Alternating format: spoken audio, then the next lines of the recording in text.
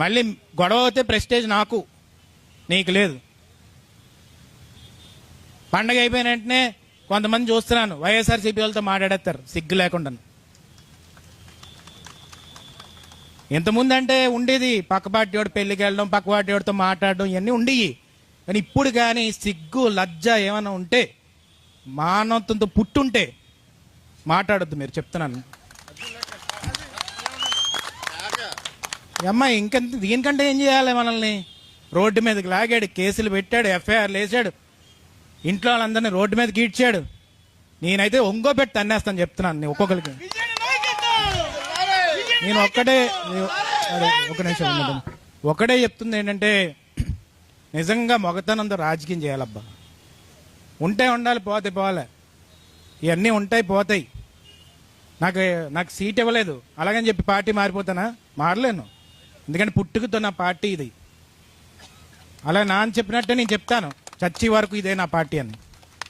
అందుకే నేను ఒకటే చెప్తున్నాను, నాకు తెలుస్తున్నాయి ఎవడెవడు మాట్లాడుతున్నాడు, ఎవడెవడు మాట్లాడలేదు, ఎవడెవడు లాలూచి పడుతున్నాడు, ఎవడెవడు ఏం చేస్తున్నాడని. నేను ఒకటే చెప్తున్నాను, ఆ ఊరు పోయినా పర్లేదు, ఆ పంచాయతీ పోయినా పర్లేదు, వెన్నుపోటు పొడిసేవాడిని మాత్రం పేగులు తీసి రోడ్డు మీద పెట్టేస్తాం. మళ్ళీ చెప్తున్నాను, నాకు అది రక్త సంబంధమైనా పర్లేదు, ఏదైనా పర్లేదు, వెన్నుపోటు పొడిస్తే జీవితంలో క్షమించేదే లేదు. నేను మళ్ళీ చెప్తున్నాను, రాజకీయం పోతే పోతుంది, ఒకసారి ఓడిపోతే పోతాం. మళ్ళీ చెప్తున్నాను, నేను 6 ఏళ్ళ నుంచి చెప్తున్నాను, ఎవడు నమ్మట్లేదు. ఇప్పుడు చెప్తున్నాను, మళ్ళీ చెప్తున్నాను, పంచాయతీ ఎలక్షన్స్ వచ్చేస్తున్నాయి, బాగోదేమో మాట్లాడేద్దాం. నాకు అర్థం కావట్లేదు, ఏంటా రాజకీయం అసలు? చీర కట్టుకుని ఇంట్లో కూర్చోకుండా వచ్చి.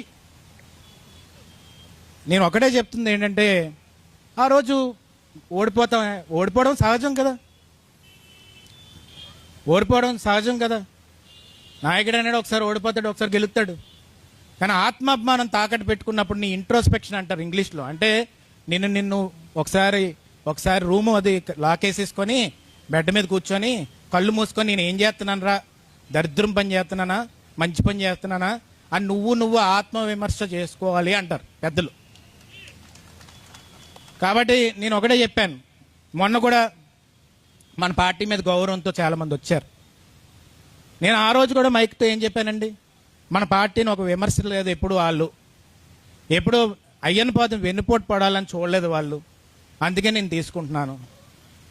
అదే కానీ వెన్నుపోటు పొడిచినోడైతే ఆడికి 1000 ఓట్లున్నాయి, 10,000 ఓట్లున్నాయి, బయటికి ఇసిరేయి. ఎందుకంటే అది కరెక్ట్ కాదు.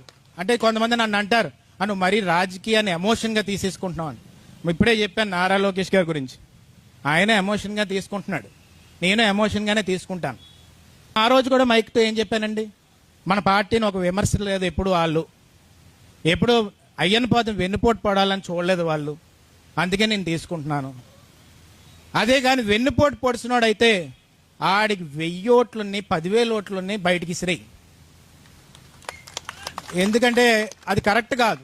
అంటే కొంతమంది నన్ను అంటారు, నువ్వు మరీ రాజకీయాన్ని ఎమోషన్గా తీసేసుకుంటున్నావు అని. ఇప్పుడే చెప్పాను నారా లోకేష్ గారి గురించి, ఆయన ఎమోషన్గా తీసుకుంటున్నాడు, నేను ఎమోషన్గానే తీసుకుంటాను.